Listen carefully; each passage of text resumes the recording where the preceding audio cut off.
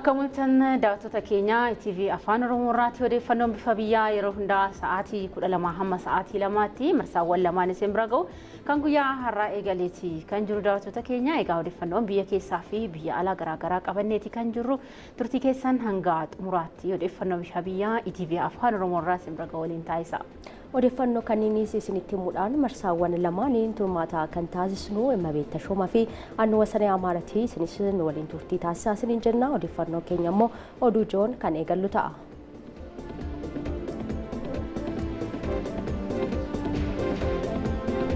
Ministeerri Muummee Abiyyi Ahmed mooraa masaraa mootummaa Faasiil haaromfame eebbisiisan.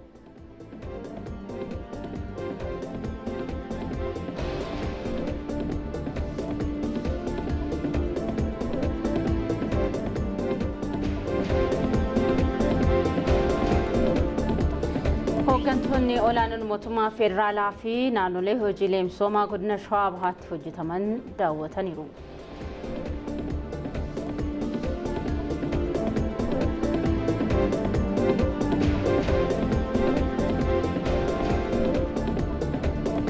Odeeffannoo maddeen alaatiin manni marii tasgabbii dhaabbata mootummoota gamtoomanii qoqqobbii pireezidaantii Siiriyaa Ahmed Al-Shaaraa irra kaa'ee ture kaase. Daawwattoota keenya kunneen odeeffannoowwan ijoo sa'aatii kanaaf qabannedha. Kana dabalataa odeeffannoowwan kanneen biroos ni qabna. Kana malees immoo odeeffannoo biizinasii fi ispoortii guyyaa har'aa isin biraan geenyuuf ammoo ijoowwan isaanii dooraan gahuudhaaf dabareewwan keenyaa asitti kan isaan argamani. Jalqaba irratti odeeffannoo biizinasii ijoon isaanii maal fakkaatu kan jedhu kan nu biraan gahu Hawwii Taaffasaati. Hawwii odeeffannoowwan ijoo biizinasii har'aa maaloodha itti fufuu dandeessa? Hayyee galatoomaa Immabeetii fi Wasaneen akkam jirtu kabajamtoota daawwattoota keenya odeeffannoo biizinasii guyyaa har'aaf qabannee keessaa ijoo isaan isinitti hima. Indaastirii manufaakcharingii guddina diinagdee waarawaa mirkaneessuuf shoora olaanaa waan ba'atuu fi xiyyeeffannoo kan gaafatu ta'uudha. Ogeessonni damichaa kan himanii kana gara boodaatti kan isinitti himnu ta'a. Kan biroon ammoo baankiin Awaash sagantaa liqaa masmar jedhamuun intarpiraayizoota xixiqqaa fi giddu galeessaaf tajaajila liqaa dijitaalaa dhiyeessuuf dandeessu ifoomseera. Kanas bal'insaa gara boodaatti kan isinitti himnu ta'a. Odeeffannoo keenya kan biraatiin bulchiinsa magaalaa Diree Dhawaatti tajaajilli wiirtuu tokkoo masoob qisaasama ture hambisuun tajaajila si'ataa ta'e akka argataniif kan isaan dandeesse ta'uu tajaajilamtoonni himaniiru. Kanaaf kan biroo qabannee gara boodaatti walitti deebina. Hawwii galatoomii turmaata gaarii siif haa ta'u. Odeeffannoo ispoortii ijoo isaanii nu biraan ga'uudhaaf immoo asistiidootti Tolasaa Bayyanaa argameeti kan inni jiru. Tolasaa akkam ooltee odeeffannoo ijoo ispoortii qabattee gara boodaatti bal'ina isaa daawwattoota biraan geessuu itti himuu dandeessa daawwattootaatti. Galatoomii ashamaa akkam ooltan daawwattoota kabajamoo odeeffannoo ispoortii biyya keessaa dorgommiin qaxxaamura biyyaa intarnaashinaala Jaan Meedaa yeroo 43ffaaf dorgomamu iftaan gaafa dilbataa dorgomamaa haalaan eegamaadha. Odeeffannoo ispoortii alaa keessaa Pirimeer Liigiin Ingilizii torbee 11ffaa kan ga'u yoo ta'u boru Tottenham Manchester United simataa akkasumas immoo dilbata Manchester Cityin Liverpool simachuudhaan morkiin taasisan taphoota eegamoodha. Kanaaf kanneen biroo bal'ina isaanii qabannee booda walitti deebina.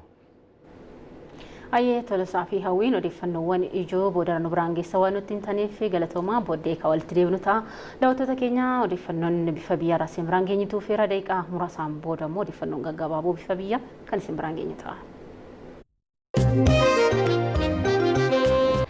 Obboleessa Qabsaa Jaarraa Abbaa Gadaatiin. Hospitaalli niinaan dalagu Piedmont Atlanta Hospitaali.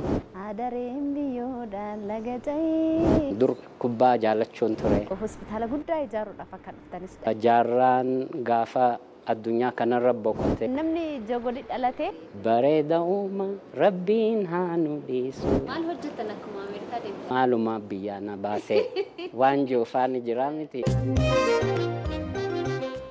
Odeeffannoowwan gaggabaaboo jalqabaa isin biraan geenyuun ministeerri muummee Abiyyi Ahmed fi Giftii Duree Zinaash Taayyaachuun hooggantoota mootummaa olaanoo waliin ta'uudhaan masaraa mootummaa Faasiil haaromfamaa ture eebbisiisuun ifoomsaniiru.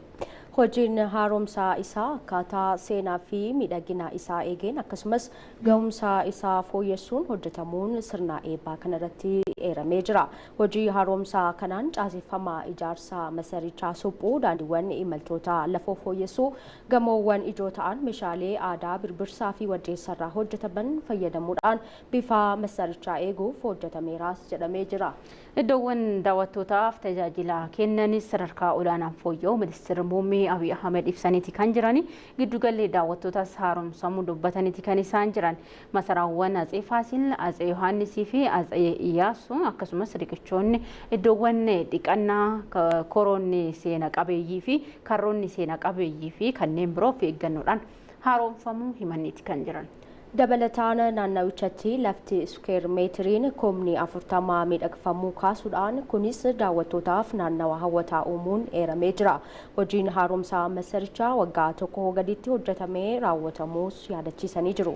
Ministeerri muummee Abiy Ahmed haasaa sirna eebbaa kanarratti taasisaniin dallaan Faasil qabeenya qaalii eessatti iyyuu hin argamne ta'uu dubbatanii Gondar seenaa kaleessaa irratti faaya dabalataa akka argatte eeraniiru.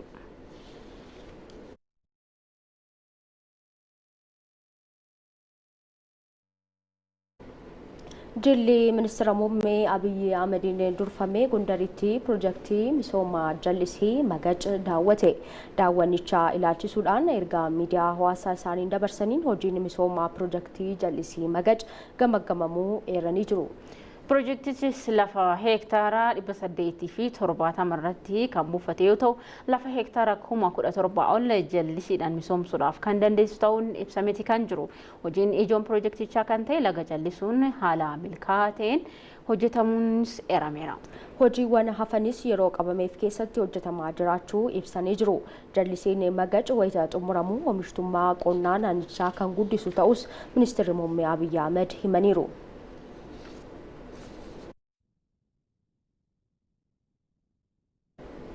Hooggantoonni olaanoon mootummaa federaalaa fi naannolee leenjii hooggansaa irratti hirmaachaa jiran godina Shawaa Bahaatti kilaastara Paappaayyaa aanaa Booraatti argamu daawwataniiti kan jiran. Paappaayaan daawwatame sanyii filatamaa ji'a 9 keessatti firii kennuu danda'uu fi gabaaf dhihaatu ta'uun himameera. Biqiltuu Paappaayyaa tokkorraa firiin hanga kuntaala tokko argamuu akka danda'us daawwannaa kanarratti ibsamee jira. Biqiltuun Paappaayyaa daawwatame sanyii filatamaa dhandhama gaarii qabuu fi gabaa keessattis barbaadamu ta'uun eeramee jira. Haaluma wal fakkaatuun hooggantoonni olaanoon mootummaa federaalaa fi naannolee kunneen godina Shawaa Bahaa aanaa Lumeettis misooma qurxummii daawwataniiti kan isaan jiran. Aanichatti misoomni qurxummii kilaastaraan hojjetamaa jiru kutaalee biyyattii biroofis hojii fakkeenya ta'uun eerameera. Dargaggootaaf carraa hojii uumuu keessattis gahee olaanaa gumaachaa jiraas jedhamee jira. Hooggantoonni daawwannichaa irratti hirmaatanis muuxannoowwan gaggaarii daawwatan kutaalee biyyattii isaan hafanitti babal'isuuf akka hojjetan eeranii jiru. Carraaqqii wabii nyaataa mirkaneessuuf taasifamu keessattis gahee guddaa kan gumaachu ta'uu ibsaniiru.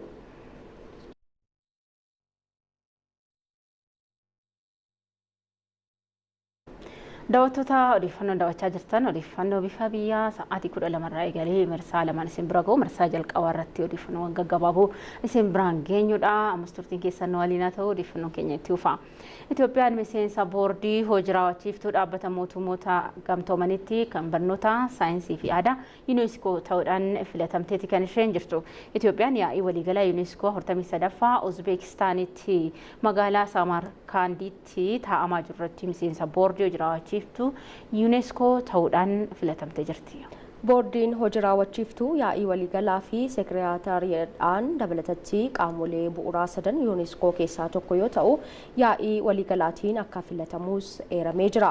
Boordiin kun aangoo yaa'ii waliigalaa jalatti kan hojjetu sagantaa hojii dhaabbatichaa fi tilmaama baajataa walgituu daayireektara olaanaadhaan isaaf dhiyaate qoratee yaada isaa waliin yaa'ii waliigalaatiif akka dhiyeessus eeramee jira. Itoophiyaan hanga bara 2020tti miseensummaa boordii ta'uudhaan biyyoota biroo waliin qindoominaa fi tokkummaadhaan kan bu'aa walootiif akka hojjetu imbaasiin Itoophiyaa Firaansiitti argamu hubachiiseera.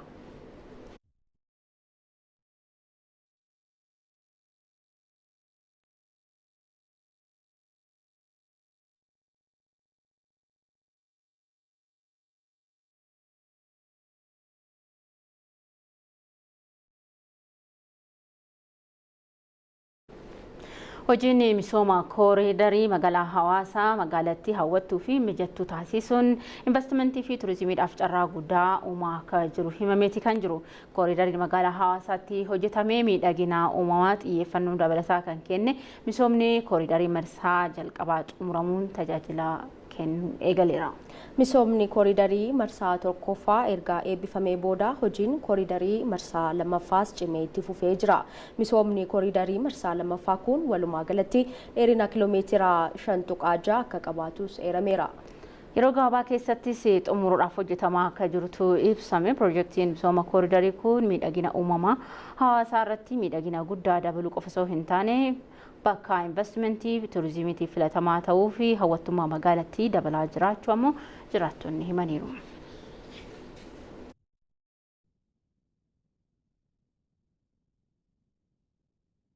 Rakkoo nageenyaa naannoo Amaaraa mudatee marii nagaan furuun akka barbaachisu barsiisonni magaalaa Bahar Daar himani. Barsiisonni magaalattii haala yeroo nageenyaa fi misoomaa irrattis mari'ataniiru. Rakkoo nageenyaa naannichaa mudatee hawaasa naannichaa rakkoolee hawaasummaa fi diinagdeetiif saaxiluus barsiisonni maricha irratti himaniiti kan jiran. Keessattuu damee barnootaaf sababa rakkoo nageenyaatiin caalmaatti akka miidhame kan isaan dubbatan. Kanaanis rakkinicha waaraan furuu irratti xiyyeeffatamuu qabaas jedhanii jiru. Kana malees mootummaan qaamolee sababoota garagaraan qaala'insa gatii uumuuf yaalan to'achuu fi tarkaanfii barbaachisu fudhachuu akka qabu dhaamaniiru.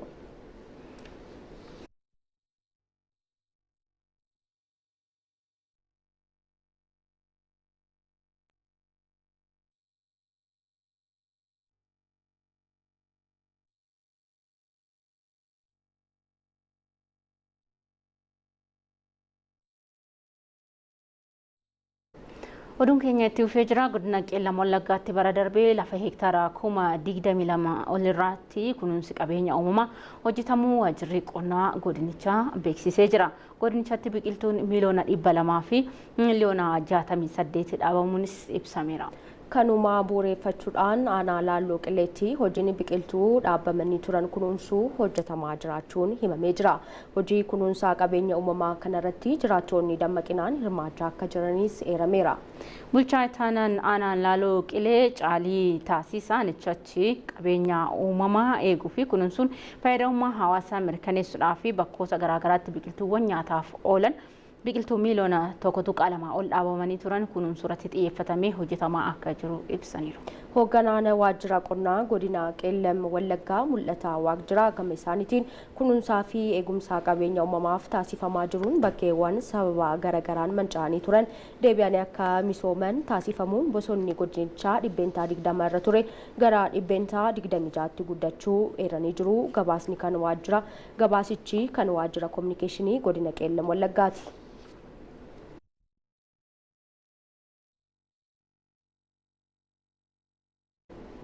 Daawwattoota ammoo odeeffannoowwan maddeen alaatirraa argannetti ceeneeti kan jiru. Pireezidaantiin Ameerikaa Doonaald Tiraamp Afrikaan kibbaa miseensummaa gurmuu biyyoota badhaadhanii 20 keessaa haqamuu qabdi jedhanii jiru.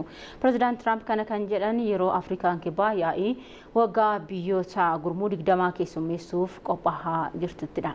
Yaa'ichi xumuraa ji'a sadaasaatti magaalaa Johannesburgitti taa'ama. Haa ta'u malee pireezidaantiin Ameerikaa yaa'icha irratti akka hin hirmaannes beeksisanii jiru. Pireezidaantiin itti aanaa Ameerikaa J.D. Vance akka hirmaatan beekameera. Doonaald Tiraamp yaa'icha ilaalchisuudhaan yaada kennaniin Afrikaan kibbaa miseensummaa gurmuu biyyoota badhaadhanii 20 ta'uudhaaf ulaagaa akka hin guunne himanitti kan isaan jiran. Keessattuu biyyattiitti lammiileen sanyii adii irratti loogiin raawwatamaa jiraachuusaas qeeqaniiru. Afrikaan kibbaa yaada Doonaald Tiraamp kanaaf kallattiin deebii akka hin kennine himamee jira.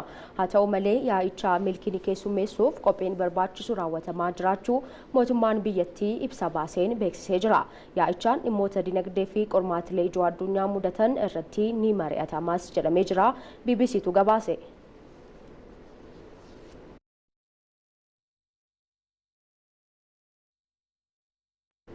Manni maree tasgabbii dhaabbata mootummoota gamtoomanii pireezidaantii Siiriyaa Ahmed Alshaaraa irratti qoqqobbiin akka ka'u beeksisee jira. Miseensonni mana marichaa 15 keessaati Raashiyaa fi Ameerikaa dabalatee biyyoonni 14 qoqqobbiin kun haa kaafamu yaada jedhu yoo deeggaran Chaayinaa qofti sagalee calisaa filachuun ishee ibsameera.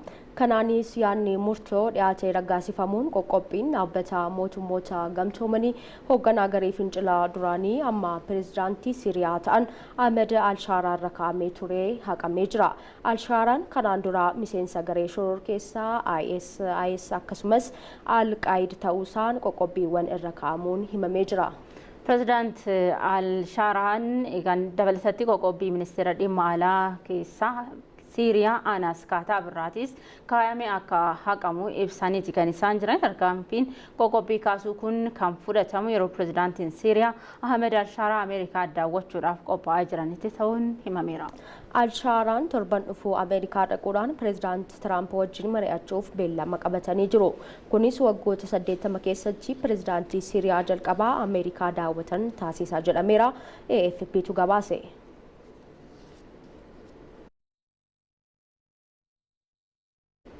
Yaa'inni jijjiirama qilleensaa addunyaa Biraazilitti taa'amaati kan inni jiru. Yaa'icha irratti miseensonni ministeerri muummee UK Keir Starmer, pireezidaantiin Faransaay Emmanuel Macron, kan Afrikaa kibbaa Cyril Ramaphosa dabalatee pireezidaantonni fi dureewwan biyyoota garaagaraa hirmaachaa jiru.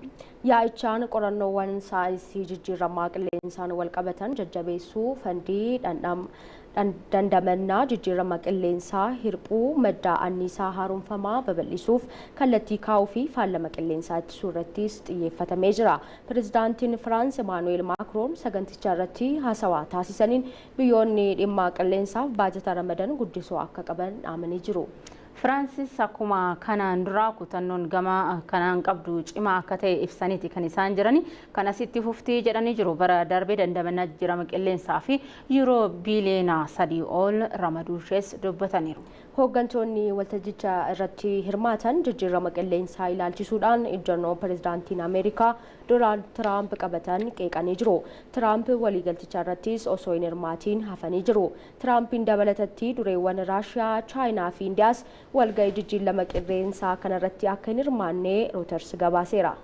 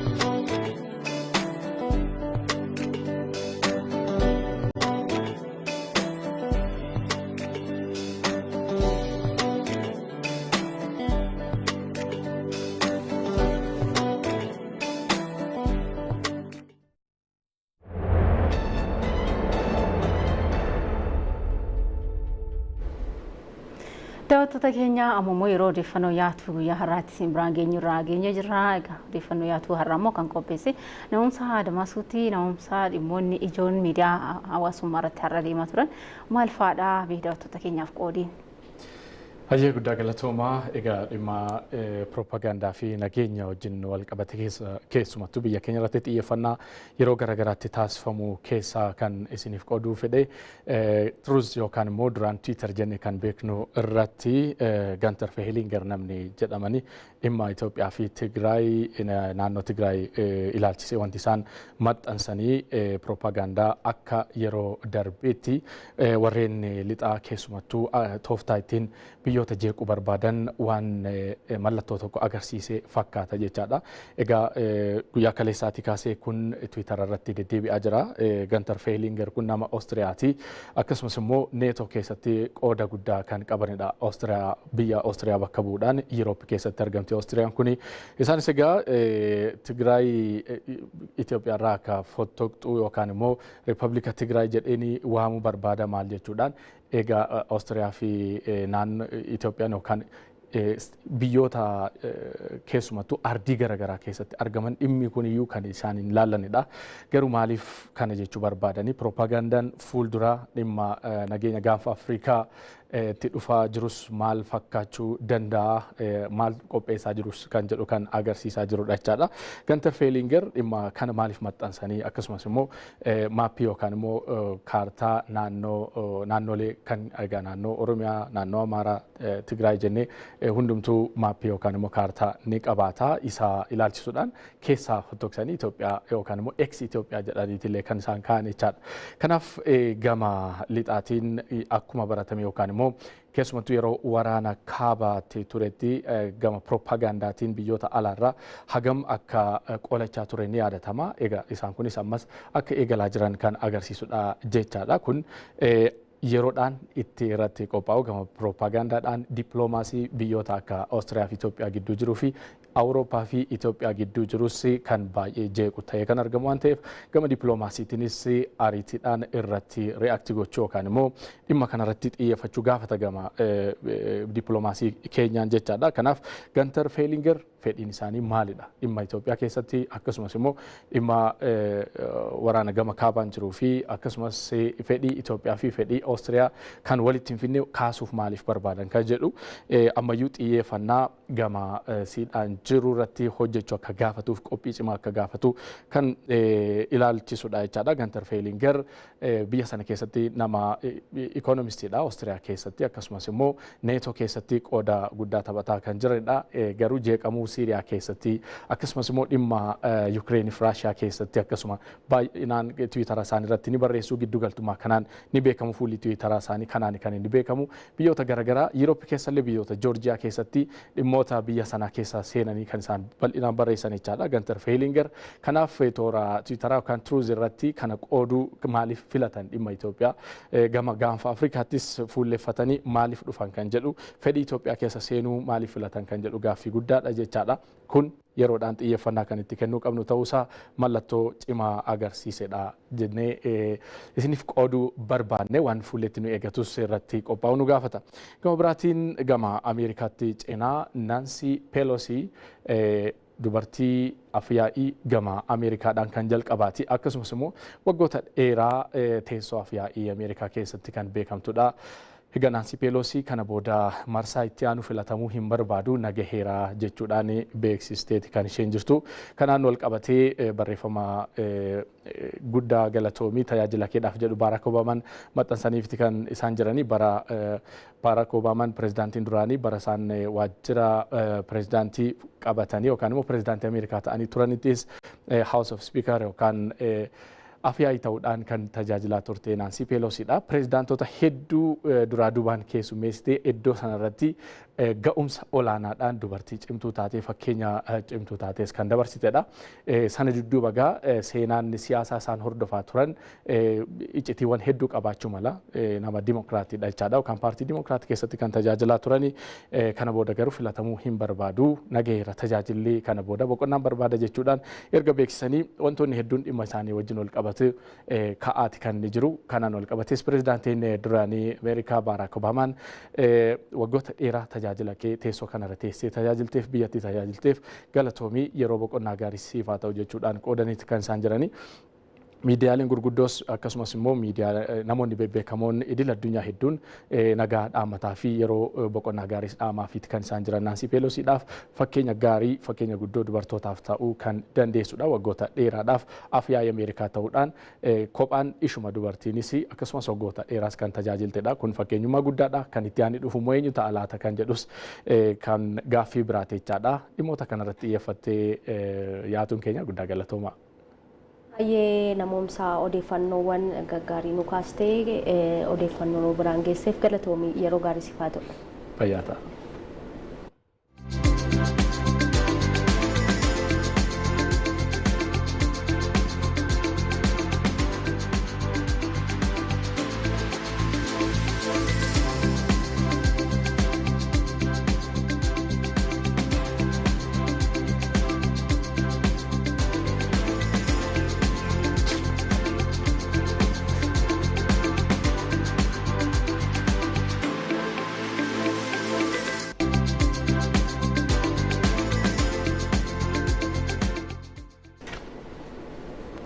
daawwattoota kanatti aansuudhaan odeeffannoowwan ispoortii fi biizinasii kan simbira gahan ta'uu walduraa duubaan odeeffannoo biizinasii fi ispoortii daawwannee walitti deebina.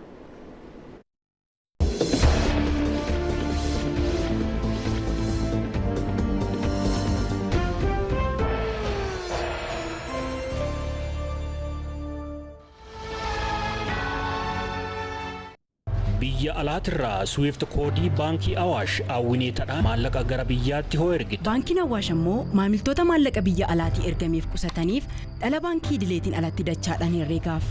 Qabata hojii garaagaraatiin biyya alaa kan jiraattan hoo ta'e.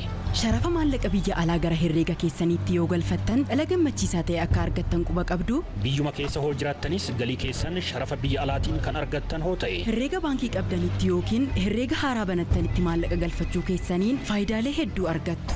Kana malees baankiin Awaash Itoophiyaatti bakka bu'aa addaa kan ittiin ta'e peepaaliin dabalatee bakka buutota daddabarsa maallaqaa idil addunyaa baankii keenyaa waliin hojjetan jechuunis Western Union, MoneyGram, Dahabshin, Izramit, Doha Bank, Riyaa, Transfast akkasumas dhaabbilee maallaqa daddabarsitoota kanneen birootirraa maallaqa isiniif ergame damee baankii Awaash kamirraayyuu yoo fudhattanii fi yoo sharafattan sharafa maallaqaa hedduu ittiin argattu. Maallaqa biyya alaarraa isiniif ergame baankii Awaashitti sharafadhaa. Daran ittiin buufadhaa. Ispoonsara keenya baankii Awaashiin guddaa galateeffannaa irra deebiin akkam jirtu kabajamtoota daawwattoota keenya odeeffannoo biizinasii bifa biyyaadhaan qabadhee kan guyyaa har'aatiin an hawwii taaffisaati hanga xumuraatti waliin tura. Abbootiin qabeenyaa adeemsa imaammataa mootummaa hordofuun caalmaatti dameelee guddina dinagdee itti fufiinsa qabu mirkaneessan irratti xiyyeeffachuu akka qaban ogeessonni dinagdee himan. Indaastirii manufaakcharingii qabeenya biyyattii fi guddina dinagdee waarawaa mirkaneessuuf shoora olaanaa ba'atas jedhaniiru. Indaastiriiwwan oomishaa ofii isaarra darbee dameelee biroo akka cimaniif bu'uura ta'uu himuun sosochii damee tajaajilaa geejjiba dabalatee dameen daldalaaf shoora olaanaa akka qabus ibsaniiru. Mootummaan addatti damee indaastirii oomishaaf xiyyeeffannoon kenna dinagdee biyyaaf faayidaa olaanaa waan qabuufis jedhan. Instituutii qorannoo maammata indaastirii giddugala qo'annoo fi qorannoo magaalaa fi bu'uuraalee misoomaatti qorataa fi qindeessaa kan ta'an Dr. Amaarii Mitukku indaastiriiwwan oomishaa daldalaa alergii irratti bobba'an dabalatee kanneen oomisha alaa galan kan biyya keessaan bakka buusan deeggaruun jajjabeessuun barbaachisaa ta'uu himan. ይሄ ዘርፍ በትልቁ ሚና የሚጫወተው ቴክኖሎጂን በማሸጋገር dameen kun shoora olaanaa kan baatu teeknooloojii ceesuun biyyi keenya itti fufiinsa teeknooloojii mataa ishee akka qabaattu taasisuuf shoora olaanaa qaba. Kanaaf biyyi keenya teeknooloojii fi innoveeshiniin akka badhaatuuf yoo barbaanne damee indaastirii oomishaa guddisuun nurraa eegama. Dameen kun guddina dinagdee mirkaneessuun carraa hojii bal'isuun shoora olaanaa qaba.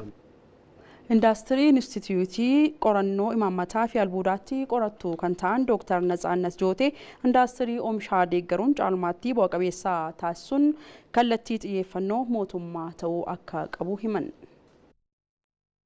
የኢንዱስትሪ መስፋፋት ለሀገራችን ኢኮኖሚክ ዴቨሎፕመንት ከፍተኛ ሚና ይኖረዋል ማለት ነው። ኢንዱስትሪን በበለቹን ጉድነ ዲነግዴ biyya keenyaaf shoora olaanaa ba'ata. Warshaalee oomisha bakka buusuuf hojjetan kan cimsu ammoo jiraachuu qaba. Sababni isaas kanaan dura kan ture alergii irratti xiyyeeffachuun. Kanaaf kanneen jajjabeeffamanis isaan turan. Wayita ammaa garuu indaastiriiwwan oomisha bakka buusan oomisha isaan oomishaniif kan isaan jajjabeessu jiraachuu qaba. Baankiin Awaash sagantaa liqaasaa masmar jedhamu karaa appilikeeshinii Awaash Bir Proon intarpiraayizotaa xixiqqaa fi giddugaleessaa fi tajaajila liqaa dijitaalaa dhiyeessuuf dandeessuu ifoomse. Baankichi dhaabbata Maaster Kaard Faawundeeshinii fi First Consult waliin ta'uun waggoottan 3 darban liqaa masmar jedhamu hojiirra oolchaa tureen intarpiraayizii xixiqqaa fi giddugaleessaa 13,000 oliif liqaa birrii biiliyoona 1.3 olii dhiyeessuun isaa himameera. Muzayyim Maammaa dabalata qaba.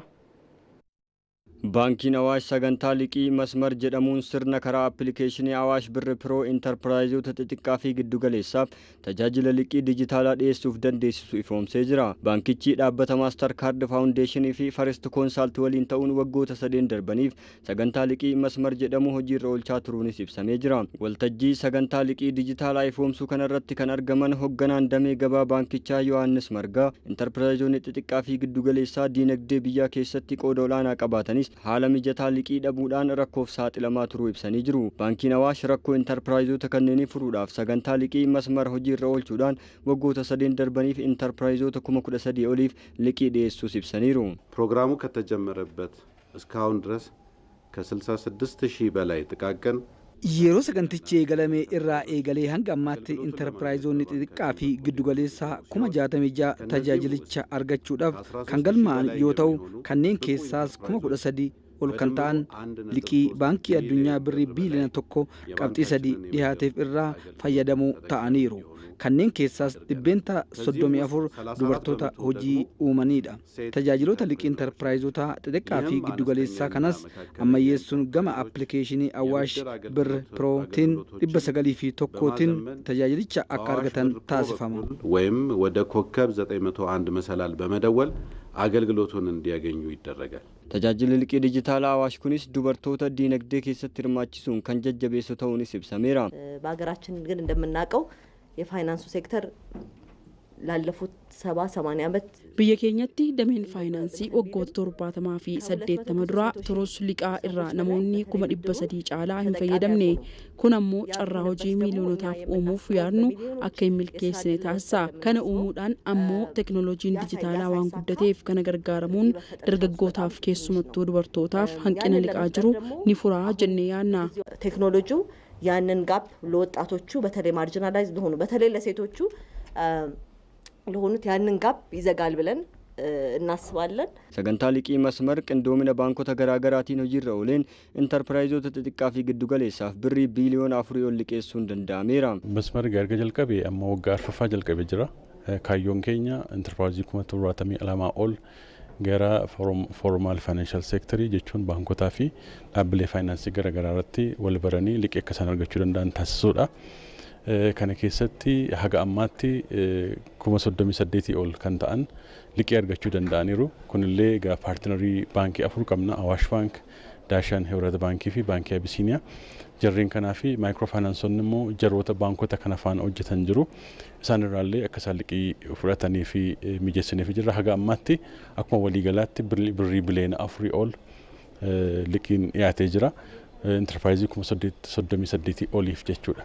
Kun immoo kaayyoon keenya har'a duwwaa akka isaan argatan otoo hin taane walitti dhufeenya hariiroo gaarii baankotaa fi dhaabbilee faayinaansii wajjin uummatanii gara fuulduraatti illee liqii gurguddaa fudhataa akka isaan itti fufan taasisuudhaa fi haal duree sana mijeessuudha jechuudha kaayyoon masmar piroograam harka caalaansaa.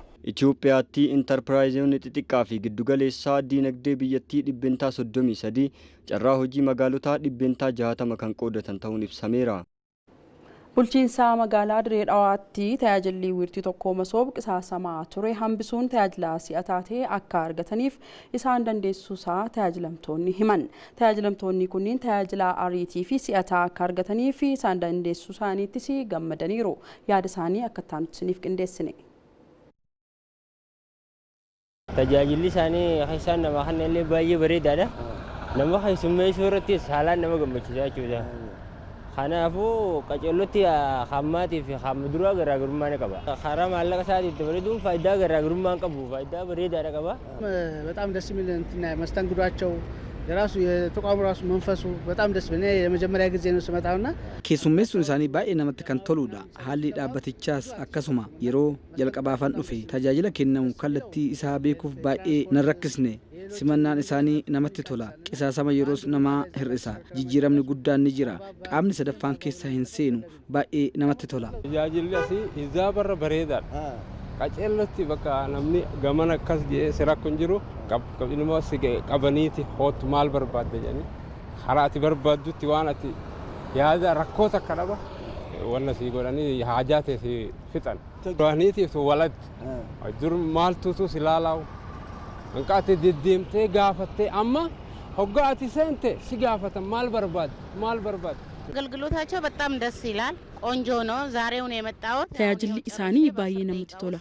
Ani har'a dhufee kunoo daqiiqaa 10 keessatti xumuree ba'uufan akkasitti yoo itti fufe bareedaadha jedhee yaada.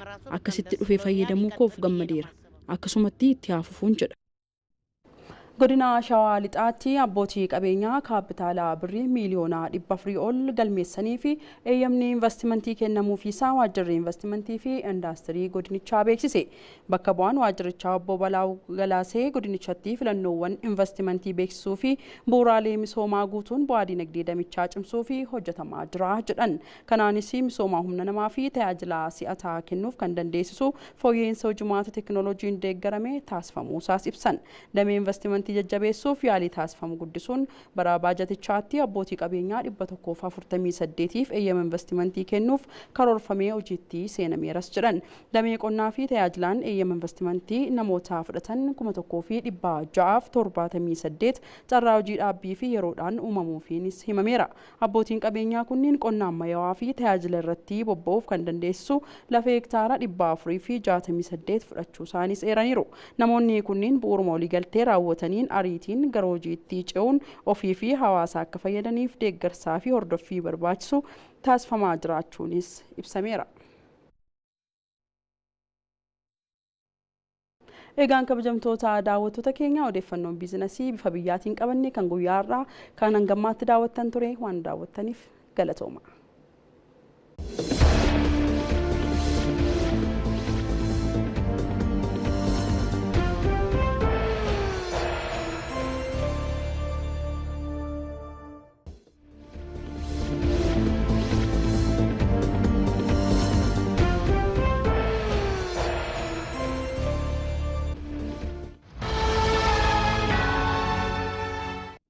biyya alaatirraa Swift koodii baankii Awaash hawwineetadhaan maallaqa gara biyyaatti hoo ergite. Baankiin Awaash immoo maamiltoota maallaqa biyya alaatii ergameef qusataniif dhala baankii idileetiin alatti dachaadhaan herreegaaf. Qabata hojii garaa garaatiin biyya alaa kan jiraattan hoo ta'e.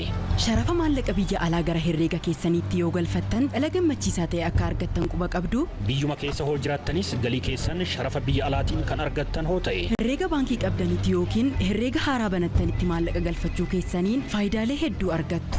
Kana malees baankiin Awaash Itoophiyaatti bakka bu'aa addaa kan ittiin ta'e peepaaliin dabalatee bakka buutota daddabarsa maallaqaa idil addunyaa baankii keenyaa waliin hojjetan jechuunis Western Union, MoneyGram, Dahabshin, Izramit, Doha Bank, Riyaa, Transfast akkasumas dhaabbilee maallaqa daddabarsitoota kanneen birootirraa maallaqa isiniif ergame damee baankii Awaash kamirraayyuu yoo fudhattanii fi yoo sharafattan sharafa maallaqaa hedduu ittiin argattu. Maallaqa biyya alaarraa isiniif ergame baankii Awaashitti sharafadhaa. Daran ittiin buufadhaa.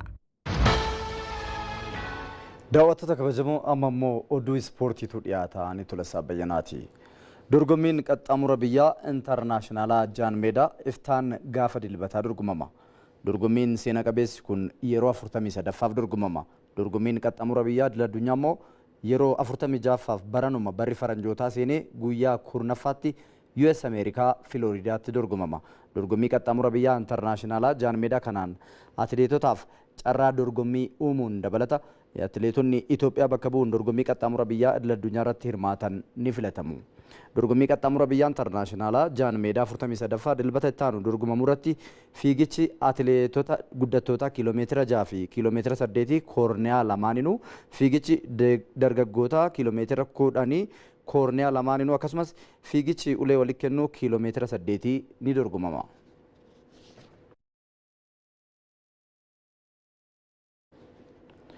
Gareen biyyaalessaa Itoophiyaa shaampiyoonaa teenisa xarapheezaa addunyaa irratti akka hirmaatu himame. Federeeshiniin teenisa xarapheezaa idil addunyaa hundeeffama isaa waggaa 100ffaa ji'a caamsaa itti aanu qophiilee adda addaatiin ni kabajataa jedhameera. Isaan keessaa tokko dorgommii shaampiyoonaa teenisa xarapheezaa addunyaa Londanitti qophaa'u. Gareen biyyaalessaa teenisa xarapheezaa dubartoota Itoophiyaas gareewwan dorgommichaaf darban keessaa tokko ta'uu odeeffannoon ministeera aadaa fi ispoortii irraa arganne ni mul'isa.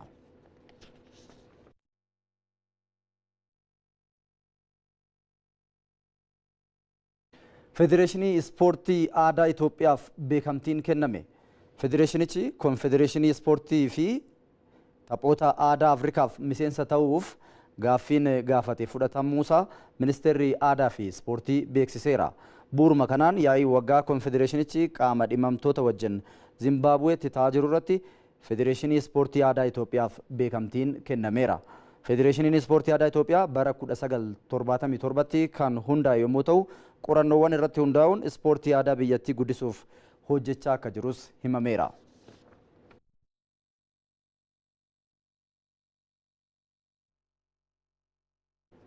Taphoonni Pirimeer Liigii Itoophiyaa torbee shanaffaan har'a jalqabamaniiru.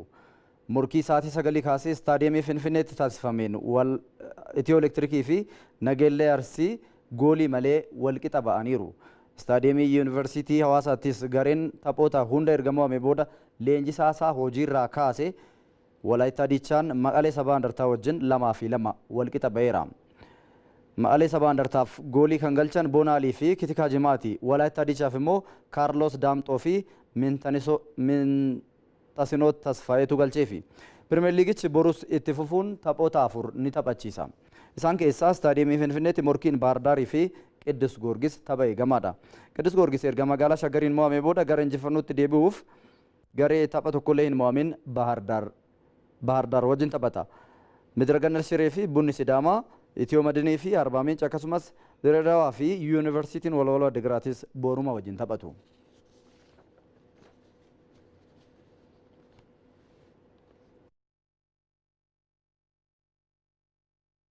Direedawaa mo'ate. Taphoonni Pirimeer Liigii dubartoota Itoophiyaa torbee shanaffaan har'a jalqabamaniiru.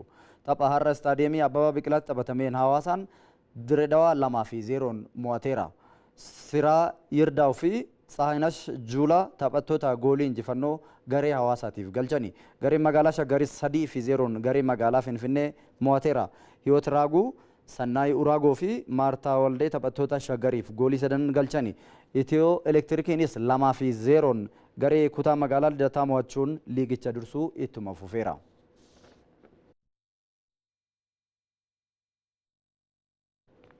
Taphoota Yuurooppaa Liigii marsaa afraffaan Aston Villaan 2-0 Makaabii Teelaaviif mo'ateera. Riyaal Beetisis goolii walfakkaataan Liyoon yoo mo'atu, Nootingaam Foorest immoo goolii malee Istuurmii wajjin walqixa ba'eera. Nuuroo Amaanoo dabalatasaa qopheesseera. Dorgommiilee waldaa kubbaa miilaa Awurooppaa UEFA'n qophaa'an keessaa tokko kan ta'e waancaan liigii kilaboota Awurooppaa kaleessa taphoota marsaa liigii afraffaa keessummeesseera. Kanaanis kilaboota Ingilaand keessaa Aston Villa yoo injifatu, Nootingaam Foorest immoo qabxii qooddateera. Dursee deeggartoota Maakaabii Teelaaviif dirree akka hin seenne dhorkuu isaa mata duree miidiyaalee addunyaa kan ture Aston Villaan kaleessa dirree isaa Viilaa Paarkii irratti Maakaabii Teelaaviiviin 2-0 injifate. Sanbata darbe Pirimeer Liigiidhaan Liivarpuuliin kan mo'ame Aston Villaan tapha kaleessaa goolii Eyaan Maatsanii fi Dooniyeel Maalan galchaniin 2-0 injifate. Dorgommichaan ja'a darbe kilaba Go Ahead Eaglesiin kan mo'ame gareen Unai Emery Aston Villaan taphoota 4 booda liigii Awurooppaatiin sadarkaa 6ffaa qabateera. Villaan taphichaan goolii osoo hin keessummeessin ba'us Maakaabii Teelaaviiviin sirnaan qorame. Keessattuu yaaliin Dorpeerteez taasise Emiliyaanoo Maartineeziin qolame malee Viilaa kan gatii kaffalchiisu ture. Tapha isa biraatiin dirree isaatiin ala imaluudhaan Oostiriyaatti Sturm Graz wajjin kan taphate Nootingaam Foorest taphicha goolii malee 0-0 xumure. Miidhamaan taphattoota hedduu kan dhaban Siyaandaachi tapha Pirimeer Liigiin Maanchister Yuunaayitid wajjin qabxii qoodatanirraa taphattoota 7 jijjiiraniiti tapha kana kan eegalani. Haa ta'uti garichi akkuma taphichi eegalameen caalmaa fudhachuudhaan carraa goolii hedduu uumuu danda'eera. Akka fakkeenyaatti Jeemsi Maakaateen yaalii goolii galchuu yeroon argatus gooliitti jijjiiruu hin dandeenye. Yaaliin Riyaan Yaateen addaan itti bu'uun taasises akkasuma. Taphichi eegalamee daqiiqaa 10 booda Nootingaam Foorest carraa dursummaa ittiin qabatu argatus Moorgaan Gibsi Waayit rukuttaa peenaaltii gooliitti jijjiiruu hin dandeenye. Taphoota hangammaa taphateerraa qabxii 5 qofa kan argate gareen Siyaandaachi Nootingaam Foorest liigii Awurooppaatiin sadarkaa 18ffaa irra jira. Tapha isa biraatiin Liyoon kan keessummeesse kilabiin Ispeen Riyaal Beetis goolii Ezaal Zuulii fi Antooniin lakkoofsisaniin 2-0 injifate. Roomaanis dirree isaatiin ala imaluudhaan kilaba Iskootlaand Reenjarsiin goolii wal fakkaataa 2-0 mo'ateera. Waancaa konferensii liigii Awurooppaatiin immoo Kiristaal Paalaas goolii Ismaa'eel Asaar 2 fi Laakuwaan galcheen Ezed Alkamaar dirree isaa Selers Paark irratti 3-1 mo'ate. Taphoonni Pirimeer Liigii Ingilizii torbee 11ffaan boruu fi iftaan taphatamu. torbee 11ffaa kanaan taphoonni ciccimoonni eegamu isaan keessaa tokko boruma guyyaa sa'aatii 9:30 kaasee Tottenham Hotspur Manchester United simachuun morkii taasisanii. Boruma sa'aatii 12tti Everton Fulham simachuun akkasumas West Ham Burnley simachuun taphatu. Arsenaalis dursummaa isaa cimsee itti fufsiifachuuf Sunderland wajjiniin taphata.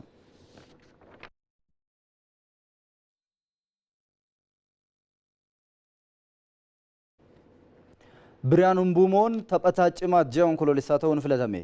Biriyaan Mbuumoon gahumsa gaarii ji'a onkoloolessaa dabre Manchester United keessatti mul'iseen taphataa cimaa Pirimeer Liigichaa ta'uun filatameera. Taphataan garee biyyaalessaa Kaameruun Mbuumoon ji'a onkoloolessaa keessa gooliiwwan 3 kan galche yommuu ta'u, goolii tokkos mijeessuun Manchester walitti aansee taphoota akka mo'atu qooda olaanaa baateera. Ruubiin Amooriimis leenjisaa cimaa Pirimeer Liigichaa ta'uun filatameera. Ruubiin Amooriim ji'a onkoloolessaa keessa taphoota Pirimeer Liigichaa 3 walitti aansee yeroo jalqabaaf mo'achuu isaatiin leenjisaa cimaa Pirimeer Liigichaa ta'uun filatame. Daawwattoota kabajamoo odeeffannoowwan ispoortii galgala kanaaf walitti qindeeffannee xumurreerraa waan hordoftaniif galatooma.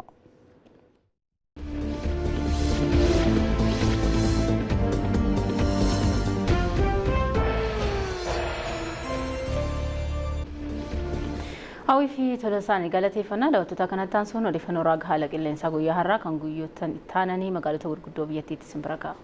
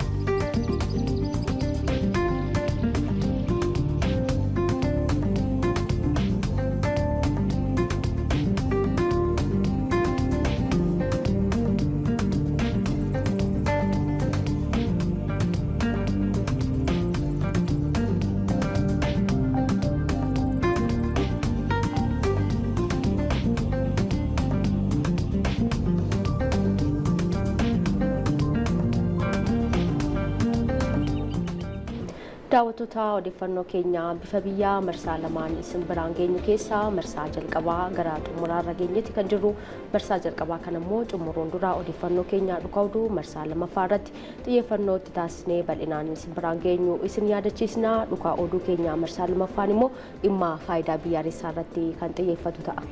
Egaan Itoophiyaan faayidaa biyyaalessaa ishee galmaan gahuudhaa fi piroojektota adda addaa ijaaruu irratti xiyyeeffattee hojii guddaa hojjechaa kan isheen jirtu. Kana keessaatti mul'istuu tokko kan ta'e hidha haaromsaa guddichaa tokkummaa fi akkasumas immoo ifaajee dhaloonni namaa taasiseen faayidaa biyyaalessaa ishee ittiin eegsifachuudhaaf yeroo dhihoo keessaa egaan eebbifamuusaa ni yaadanne jechuudha. Kana malees egaa piroojektota gurguddoo kanneen akka warshaa xaahoo akkasumas immoo warshaalee kanneen biroo faayidaa waliigalaa biyyattii eegsisuu danda'an hedduu ijaarratti kan isheen jirtu. Kana irratti xiyyeeffachuun odeeffannoo bifa biyyaa keenya guyyaa har'aa keessatti marsaa lammaffaan dhugaa oduu taasifanneeti kan jirru. Daawwattoota keenya turtiin keessan nu waliin haa ta'u isiniin jenna. Eeyyanii ammaaf marsaa jalqabaa asuma irratti kan xumuru ta'a. Turmaata daqiiqaa muraasaa booda kan walitti deebinu ta'a. Ammasitti yeroo gaarii isiniif haa ta'u.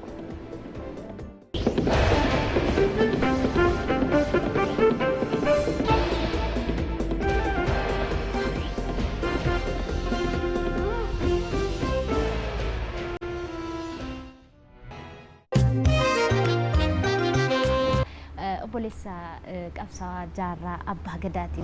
Hospitaalli ninaan dalagu Piedmont Atlanta Hospitaali. Adareen biyyoodhaan laga ta'ee. Dur kubbaa jaalachuun ture. Hospitaala guddaa ijaaruudhaaf akka dhuftanis. Jaarraan gaafa addunyaa kanarra boqote. Namni jogoli dhalate. Bareeda uuma rabbiin haa nu dhiisu. Maal hojjetan akkuma Ameerikaa deemte? Maaluma biyyaa na baasee waan joofaan jiraa miti.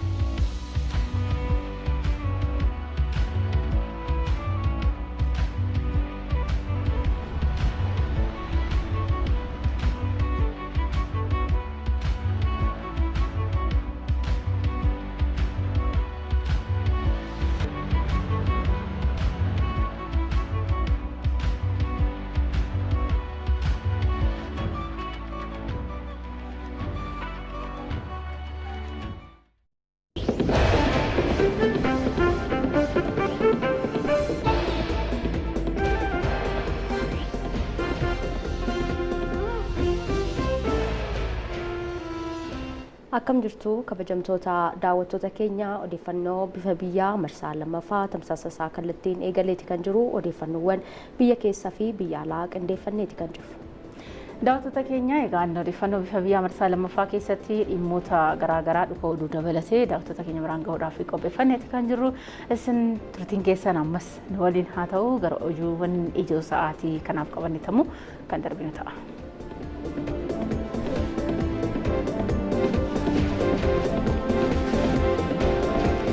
Ministeerri Muummee Abiy Ahmed mooraa masaraa mootummaa Faasiil haaromfamee eebbisiisan.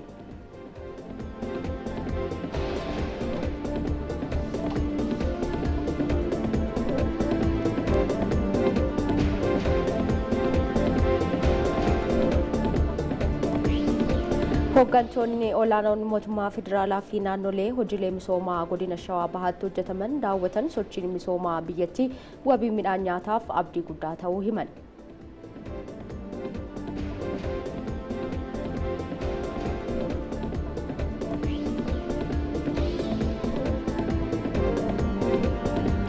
Itoophiyaan piroojektota gurguddoo hojjetaa jirtuun seenessaa oloon wal simsiisuun caalmaatti cimsuu qabdi jedhameera.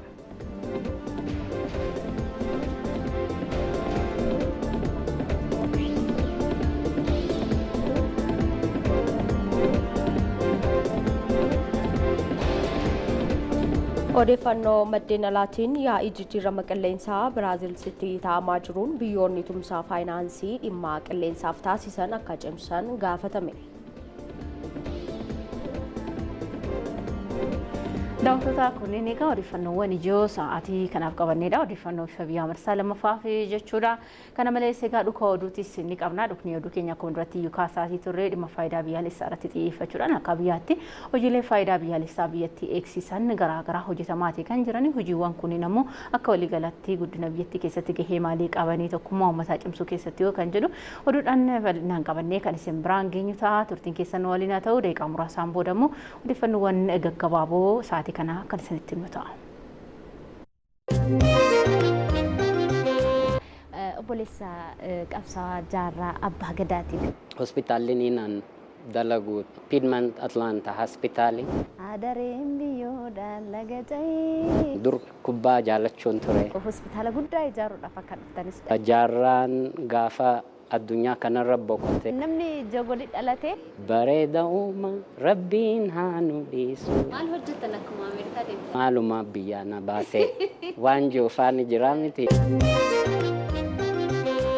Odeeffannoo gaggabaaboo jalqabaan kan eegallu ta'a. Jilli ministeera muummee Abiy Ahmediin durfamee Gondaritti piroojeektii misooma jallisii Magac daawwate.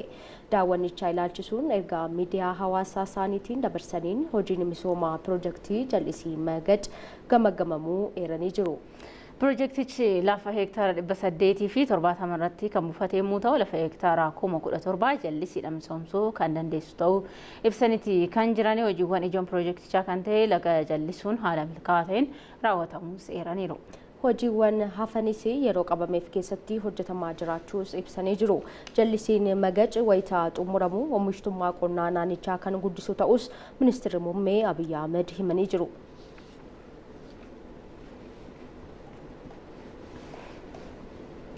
Hooggantoonni mootummaa federaalaa fi naannoo leenjii hooggansaa irratti hirmaachaa jiran godina Shawaa Bahaatti kilastara Paappaayyaa aanaa Booraatti argamu daawwataniiti kan jiran.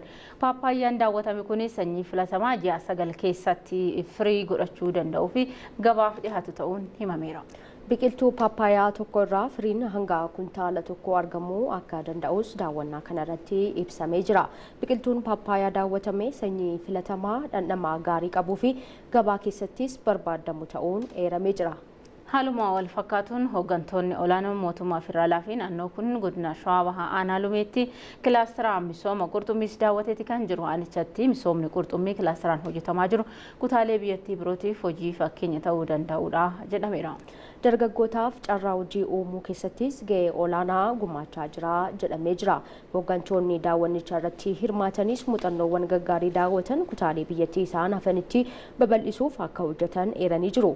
Carraaqqii wabii nyaataa mirkaneessuuf taasifamu keessattis gahee guddaa kan gumaachuu ta'us ibsanii jiru.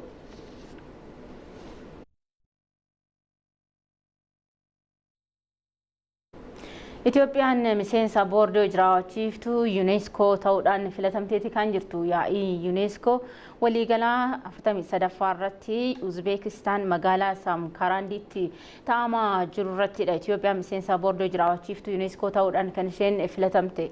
Boordiin hojii raawwachiiftuu yaa'ii waliigalaa fi seekreetaariyaadhaan dabalatatti qaamolee bu'uuraa sadan UNESCO keessaa tokko yoo ta'u yaa'ii waliigalaatiin akka filatamtus eeramee jira. Boordiin kun aangoo yaa'ii waliigalaa jalatti kan hojjetu sagantaa hojii dhaabbatichaa fi tilmaama baajataa walgituu daayirektara olaanaadhaan isaaf dhiyaate qoratee yaada isaa waliin yaa'ii waliigalaatiif akka dhiyeessu eeramee jira. Itoophiyaan hanga bara 2029tti miseensa boordii ta'uudhaan kan biyyoota biroo waliin qindoominaaf tokkummaadhaan bu'aa walootiif hojjetu ta'uu imbaasiin Itoophiyaa Firaansiitti argamu hubachiiseera.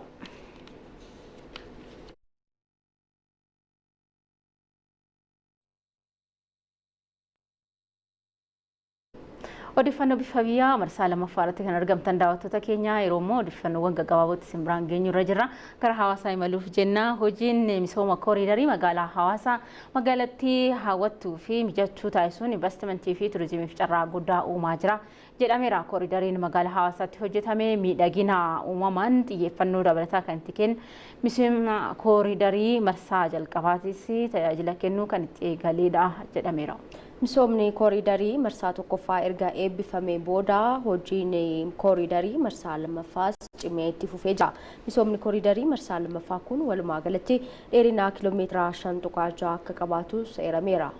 Yeroo gabaabaa keessattis xumuramuun hojjetamaa akka jirus ibsameeti kan jiru. Piroojeektiin misooma kooriidarii kun miidhagina uumamaa hawaasaa irratti miidhagina guddaa dabaluu qofa osoo hin taane akka bakka investimentii turizimii ta'uun hawwattummaa magaalattii dabalaa jiraachuu jiraattonni himaniiru.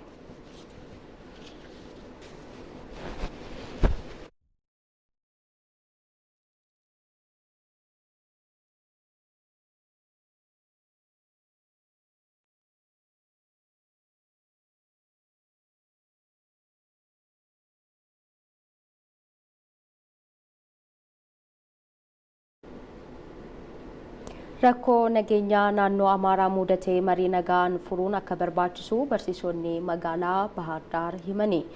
Barsiisonni magaalattii haala yeroo nageenyaa fi misoomaa irratti mari'ataniiru. Rakkoo nageenyaa naannichaa mudatee hawaasa naannichaa rakkoolee hawaasummaa fi dinagdee garaagaraatiif saaxiluudha. Barsiisonni kunneen kan dubbatanii keessattuu damee barnootaatiin rakkoon nageenyaa miidhaa guddaa akka qaqqabsiisee ibsaniiru. Kanaanis rakkinicha waaraan furuu irratti xiyyeeffatamuu qabas jedhanii jiru.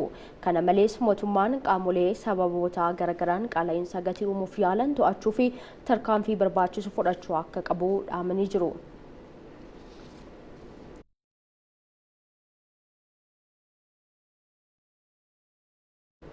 Odeeffannoo maddeen alaatirraa arganneen ammoo pirezidaantiin Ameerikaa Doonaald Tiraamp Afrikaan kibbaa miseensummaa gurmuu biyyoota badhaadhanii 20 keessaatii haqamuu qabdi jedhaniiti kan jiran. Pirezidaant Tiraamp kana kan jedhan yeroo Afrikaan kibbaa yaa'ii waggaa biyyoota gurmuu 20 keessummeessuudhaaf qophaa'aa jirtuttidha.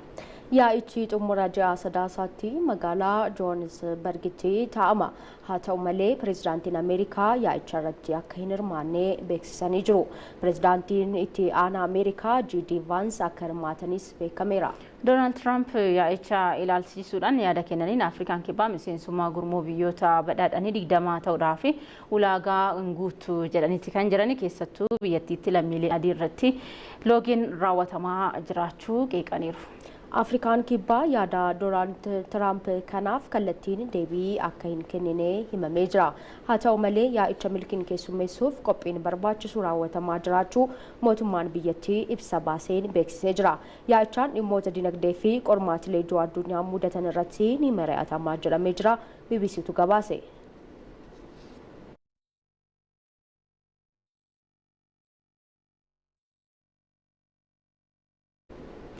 Manni marii tasgabbii dhaabbata mootummoota gamtoomanii qoqqobbii pirezidaantii Raashiyaa Ahmed Alsharaa irra kaasuu beeksisee jira.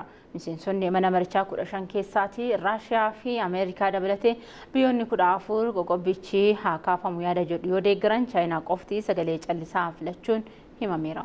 Kanaanis yaadni murtoo dhiyaatee raggaasifamuun qoqqobbiin dhaabbata mootummoota gamtoomaniin hoogganaa garee fincila duraanii amma pirezidaantii Siiriyaa ta'an Ahmed Alsharaa irra kaa'amee ture haqamee jira. Alsharaan kanaan dura miseensa garee shororkeessaa ISIS akkasumas Al-Qaayidaa ta'uusaan qoqqobbiiwwan irra kaa'amuun himamee jira.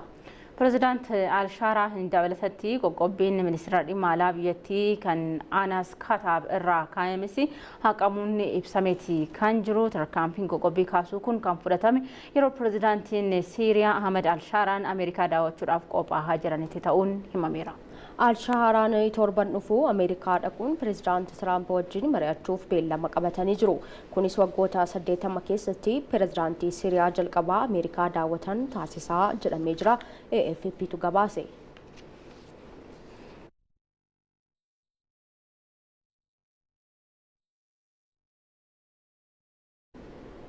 Yaa'iin jijjiirama qilleensaa addunyaa Biraazilitti taa'amaa jira. Yaa'icha irratti miseensonni ministeerri muummee UK Keir Starmer, pirezidaantiin Firaans Emmanuel Macron, kan Afrikaa kibbaa Cyril Ramaphosa dabalatee duriiwwan biyyoota garaagaraa irratti hirmaachaa jiru. Yaa'ichaan qorannoowwan saayinsii jijjiirama qilleensaan wal qabatan jajjabeessuu, fandii dandamannaa jijjiirama qilleensaa hir'uu, madda anniisaa haaromfamaa babal'isuu, kallattii kaa'uu fi faalamaa qilleensaa ittisuu irrattis xiyyeeffatamee jira. Pirezidaantiin Firaans Emmanuel Macron sagantichaa irratti haasawaa taasisaniin biyyoonni dhimma qilleensaaf baajataa ramadan guddisuu akka qaban amananii jiru. Firaansis akkuma kanaan dura kutannoo gama kanaan qabdu cimsitee itti fuftis jedhanii jiru. Bara darbees dandamannaa jijjiirama qilleensaatii fi yuuroo biliyoona 3 ramadus dubbataniiru. Hooggantoonni waltajjichaa irratti hirmaatan jijjiirama qilleensaa ilaalchisuun ijannoo pirezidaantiin Ameerikaa Doonaald Tiraamp qabaatanis qeeqanii jiru. Tiraamp waliigalchicha irrattis osoo hin hirmaatiin hafanii jiru. Tiraampiin dabalatattis dureewwan Raashiyaa, Chaayinaa fi Indiyaas walgahii jijjiirama qilleensaa kana irratti akka hin hirmaanne Rooters gabaaseera.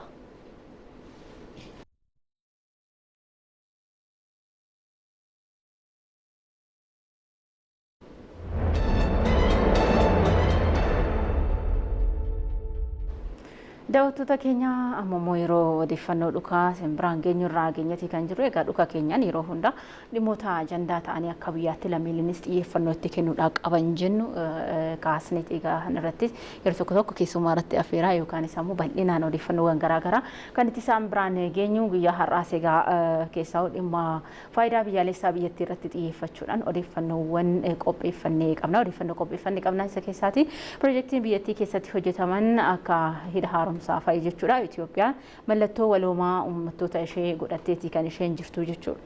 Uummanni Itoophiyaa tokkummaa hidha haaromsaa irratti agarsiisee sochii ulaa galaanaa argachuuf taasisu keessatti irra deebiin mul'isuu akka qabu hayyoonni Yuunivarsiitii Haramooyaa Dr. Mohammad Hassanii fi Anis Ibrahim turtii ETV waliin taasisaniin himanii jiru.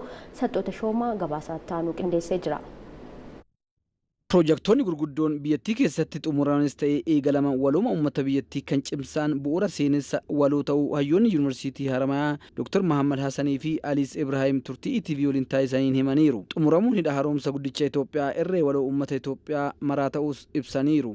Hidha guddicha haaromsa Itoophiyaa kan yoo ilaallu gaheen inni seenaa waloo fiduu irratti waan agarsiise mallattoo agarsiise hedduu waan dinqisiifamudha.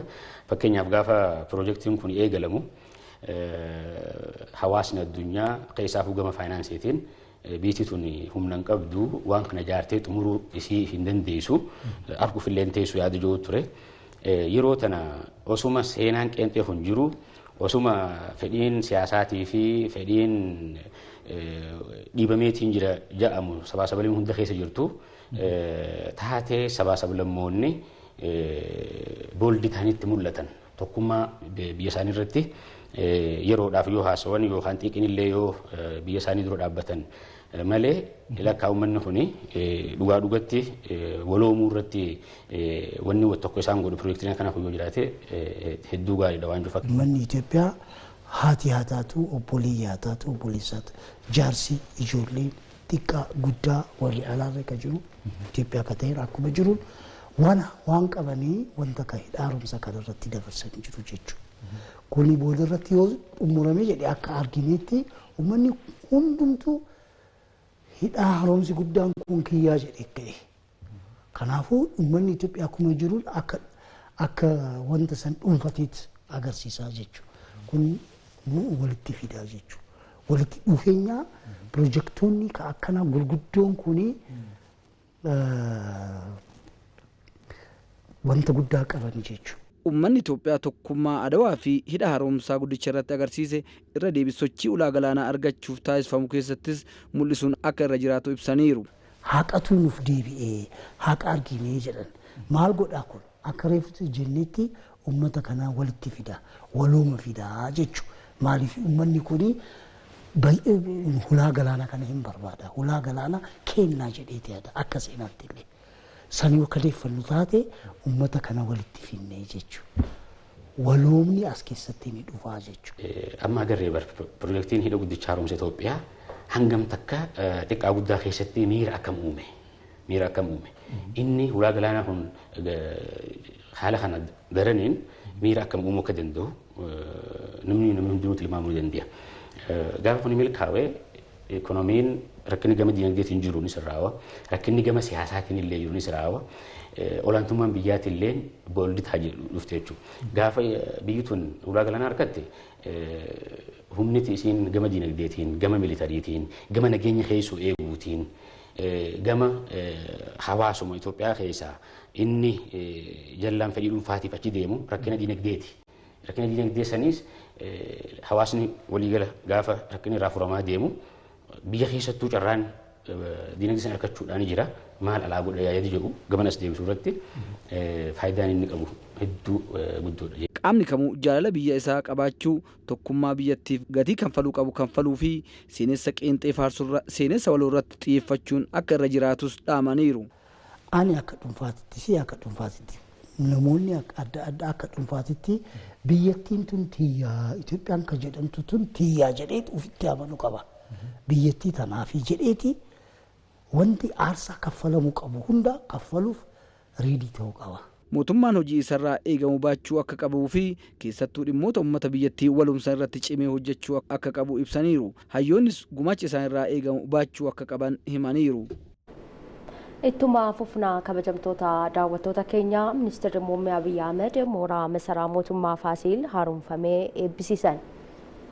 Hojiin haaromsaa akkaataa seenaa fi miidhagina masaraa mootummaa Faasiil eegeen akkasumas gahumsa isaa fooyyessuun kan hojjetame ta'uu ibsanii jiru. Abdii Tashitaa dabalata qaba. Ministeerri Muummee Abiyyi Ahmed dhimmoota biroo irratti garaagarummaan ilaalchaa jiraatus guddinaa fi misooma magaalaa Gondar irratti garuu hunduu ijannoo tokko qabaachuun waltumsuu akka qabu waamicha dhiyeessaniiru. Ministeerri Muummee Abiyyi Ahmed sirna eebbaa haaromsa masaraa Faasiil irratti ergaa dabarsaniin ture waamicha kana kan dhiyeessan. Biyya kanatti aadaan waan ofii xiqqeessuu fi busheessuu jiraachuu kan eeran Ministeerri Muummee Abiyyi Ahmed kun dhimma wal qabannee akka kufnu nu taasisu malee kan nu guddisuu miti jedhaniiru.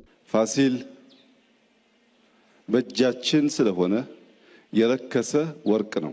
ፋሲል harka keenya waan jiruuf akka warqee rakaseetti yookaan immoo bushaayeetti ilaalama. Qabeenya naannofnee salphaatti argachuu hin dandeenyedha. Duukaa abbootii keenya kanneen qabeenya kana nuu laatanii darbanii buunee osoo hojjenne har'a biyyi keenya gargaaramtuu yookaan immoo kadhattuu hin taatu turte. Rakkoon keenya guddaan ofii keenya xiqqeessinee waan guddaa keenya gadi harkifnee xiqqeessudha.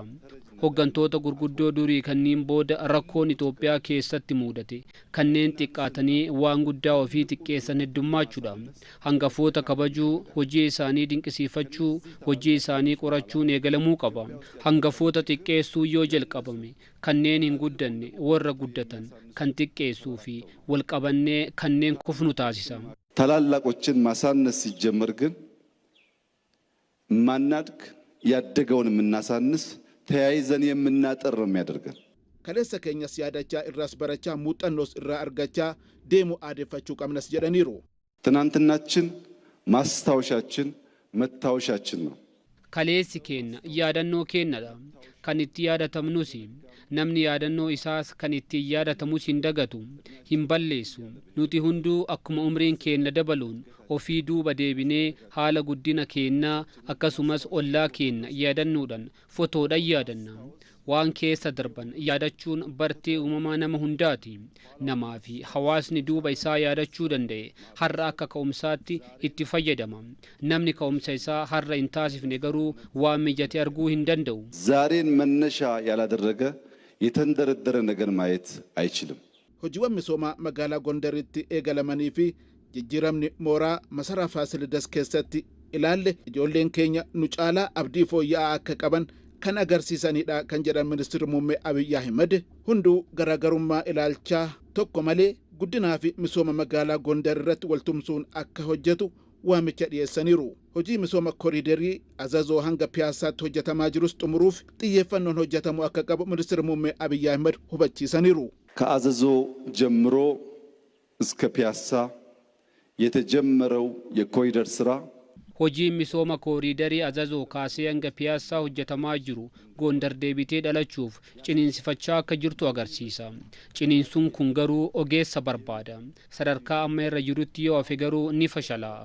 Hirkifnee deeggarree akka dhalatu yoo goone garuu miidhaginni mooraa masara Faasilitti argaa jiru kun guutuu magaalaa Gondaritti mul'achuu danda'a.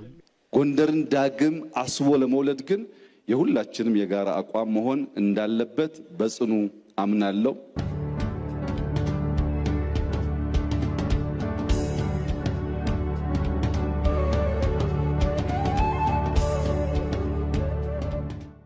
Daawwattoota itti ufneeti kan jirru gaaffiin hulaa galaanaa Itoophiyaa waggootaaf kan dagatame ta'us yeroo ammaa kana ajandaa biyyaalessaa biyyattii ta'ee jira. Abbaa qabeenyaa hulaa galaanaa dhugoomsuu fi biyyattii tarkaanfachiisuuf ammoo kutannoon tokkummaa biyyaalessaa waaraan akka barbaachisu hayyoonni himaniiru. Ministeerri muummee Abiy Ahmed ulaa galaanaa deebifachuun dhimma hin hafneedhaas yaadachiisanii jiru. Jamilaa Jamaaltu qindeessee daawwannoo walitti deebina. Biyyoota ardii Afrikaa keessaa haala teessuma lafaa misoomaaf mijataa ta'ee fi lakkoofsa uummataa guddaa kan qabdu Itoophiyaan waggoottan 30 oliif ulaa galaanaa dhabuun har'a geessetti. Biyyattiin dabiinsa seeraatiin qabeenya ishee seeraa dhabde kanaaf immoo lammiilee ishee akka abidda saafaatti gubuun maaf cufameen gaaffii kaasaniifis maqballeessiif saaxilaman. ኢትዮጵያ ላለፉት 50 ዓመታት ሁለት የባህር በሮች ነበሯት። ኢትዮጵያ ወጋ ሸንተማን ደርበኒፍ ሁላ ገላና ለመቀብዲ ቱሪ አሰብ ቃም ኢትዮጵያቲ የሮ ጀኑ ውላን ገላና ወነኑ በርባችሱፍ ቀበኛ ነማ kajeelun miti qabeenya keenya hin taane Jibuuti irratti gaaffii kana hin kaasne abbaan qabeenyummaa asabnuuf haa mirkanaa'u yeroo jennu ragaa qabatamaa fi seera idil addunyaa hordofneeti. haa ta'u malee yaadichi yeroo ka'u TPLF gaaffii kanaaf deebii inni kenne garuu doorsisaa fi sodaachisa ture. Dhimmi gaaffii ulaa galaanaa lammiilee Itoophiyaaf dhimma jiraachuu fi jiraachuu dhabuuti. Waggoottan booda gaaffiin kun irra deebi'uun ajandaa biyyaalessaa ta'eera. Itoophiyaan biyya ajandaa gurguddaa qabduu fi dinagdee guddaa ijaaruuf sochii taasisaa jirtuuf ulaa galaanaa deebisuun furmaata duubatti hin deebineedha. በጣም ብዙ ግጭት ባለበት አካባቢ ናኖሌ ወሊቲ ቡኢንሲ ባየቱቲ ቃምኒ ገላና ተዋቱ ሜሻ ወራናስ ኒ ተዋታ ፈኬኛፍ ጅቡቲ ብየ xiqqoo hagas geessu keessatti biyyi giddugala waraanaa hin qabne hin jirtu.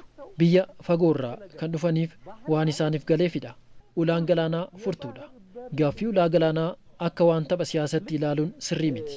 Itoophiyaan biyya qaroomina waggaa dheeraa fi fakkeenya bilisummaa Afrikaa taatus dhibbaawwan keessaa fi siyaasni hin qaroomne guddina biyyattiif gufuu ta'anii jiru. Dhibbaan kun idaa dhaloota ammaatiifis ta'ee jira. Dhibbaawwan kanneenii fi kanneen biroo keessaa baasuuf seenessa waloo irratti xiyyeeffachuun waliin hojjechuun dhimma ulaa galaanaa bu'aa qabatamaa fiduun idaa dhaloota kanaati. ሚሊዮን ፐርሰንት እርግጠኛ ነኝ ኢትዮጵያ ተዘግታ አትኖርም። ማንም ፈለገም አልፈለገም eenyuyyuu barbaaduu baatus shakki tokko malee Itoophiyaan cufamtee hin haftu. Galaana Diimaa Itoophiyaa dhabamsiisuuf waggoottan 30 kan fudhate garuu waggoota 30 kan biraa ishee hin barbaachisu jedheen amana. Haala tasgabbaa'een karaa tasgabbaa'aa fi mariin deemuun barbaachisaadha. Dhaloonni itti aanus akka idaa hin dhaalleef biyya guddoo sabdaneessummaan miidhagdee fi tokkummaan itti waara'ee dhaalchisuuf dirqama dhaloota ammaa ta'uu qaamoleen hedduu irratti walii galu. Abbootiin qabeenyaa adeemsa imaammata mootummaa hordofuun caalmatti dameelee guddina dinagdeetti fufsiisuu qabu mirkaneessan irratti xiyyeeffachuu akka qaban ogeessonni dinagdee himanii jiru. Indaastiriin maanufaaktcharingii qabeenyaa biyyattii fi guddina dinagdee waaraa mirkaneessuuf shoora olaanaa baatas jedhanii jiru.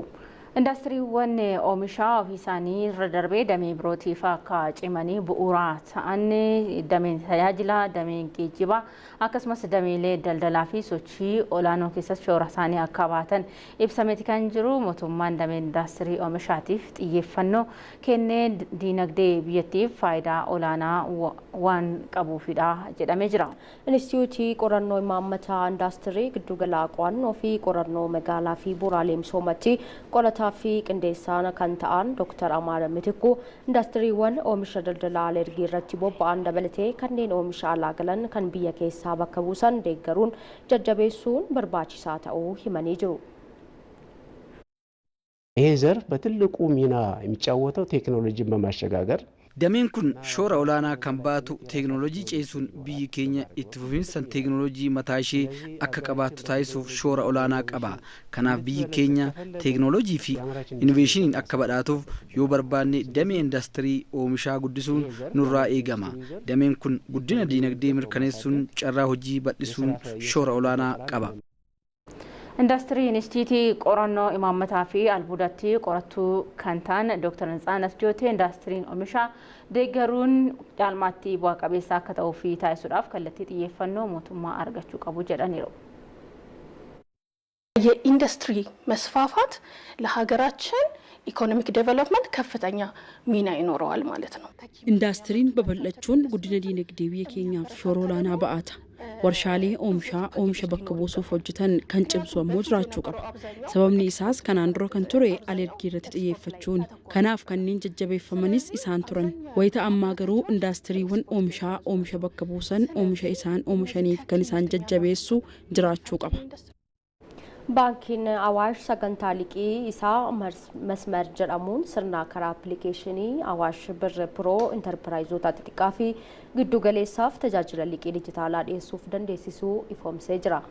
Baankichi dhaabbata Master Card Foundation fi First Council waliin ta'uudhaan waggoottan 3 darbanii fi sagantaa liqii masmar jedhamu hojiirra oolchaa turu intarpiraayiziin xixiqqaa fi akkasumas giddu galeessaa 13,000 oliif liqii birrii biiliyoona 1.3 dhiyeessuun himamee jira. Muzayyid Maammaa dabalata qaba. Baankiin Awaash sagantaa liqii masmar jedhamuun sirna karaa appilikeeshinii Awaash Bir Pro intarpiraayizoota xixiqqaa fi giddu galeessaaf tajaajila liqii dijitaalaa dhiyeessuuf dandeessisu ifoomsee jira. Baankichi dhaabbata Master Card Foundation fi First Consult waliin ta'uun waggoota 3 darbaniif sagantaa liqii masmar jedhamu hojiirra oolchaa turuunis ibsamee jira. Waltajjii sagantaa liqii dijitaalaa ifoomsuu kanarratti kan argaman hoogganaan damee gabaa baankichaa Yohaannis Margaa intarpiraayizoonni xixiqqaa fi giddu galeessaa diinagdee biyyaa keessatti qooda olaanaa qabaatanis haala mijataa liqii dhabuudhaan rakkoof saaxilamaa turuu ibsanii jiru. Baankiin Awaash rakkoo intarpiraayizoota kanneenii furuudhaaf sagantaa liqii masmar hojiirra oolchuudhaan waggoota 3 darbaniif intarpiraayizoota 13,000 oliif liqii dhiyeessuus ibsaniiru. ፕሮግራሙ ከተጀመረበት እስካሁን ድረስ ከ66,000 በላይ ጥቃቅን yeroo sagantichi eegalame irraa eegalee hanga ammaatti intarpiraayizoonni xixiqqaa fi giddugaleessaa 66,000 tajaajilicha argachuudhaaf kan galmaa'an yoo ta'u kanneen keessaas 13,000 ol kan ta'an liqii baankii addunyaa birrii biiliyoona 1.3 dhiyaateef irraa fayyadamuu ta'aniiru. Kanneen keessaas 34 dubartoota hojii uumanidha. Tajaajiloota liqii intarpiraayizoota xixiqqaa fi giddugaleessaa kanas ammayyeessuun gama appilikeeshinii Awaash Bir Protiin 901tiin tajaajilicha akka argatan taasifama. ወይም ወደ ኮከብ 901 መሰላል በመደወል አገልግሎቱን እንዲያገኙ ይደረጋል። Tajaajilli liqii dijitaalaa Awaash kunis dubartoota diinagdee keessatti hirmaachisuun kan jajjabeessu ta'uunis ibsameera.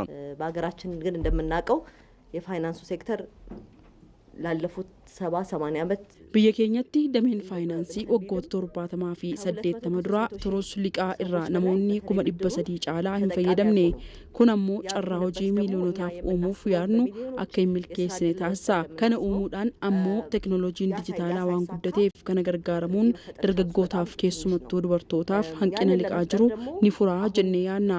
ቴክኖሎጂው ያንን ጋፕ ለወጣቶቹ በተለይ ማርጂናላይዝ ለሆኑ በተለይ ለሴቶቹ ለሆኑት ያንን ጋፕ ይዘጋል ብለን እናስባለን። Sagantaa liqii masmar qindoomina baankota garaagaraatiin hojiirra ooleen intarpiraayizoota xixiqqaa fi giddu galeessaaf birrii biiliyoona 4 ol liqeessuun danda'ameera. Masmar erga jalqabee amma waggaa 4ffaa jalqabee jira.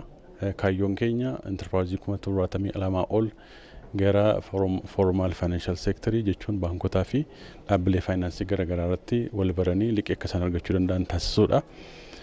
Kana keessatti haga ammaatti 38 ol kan ta'an liqii argachuu danda'aniiru. Kunillee egaa paartinarii baankii 4 qabna. Awaash Baank, Daashan Hewrata Baankii fi Baankii Abisiiniyaa.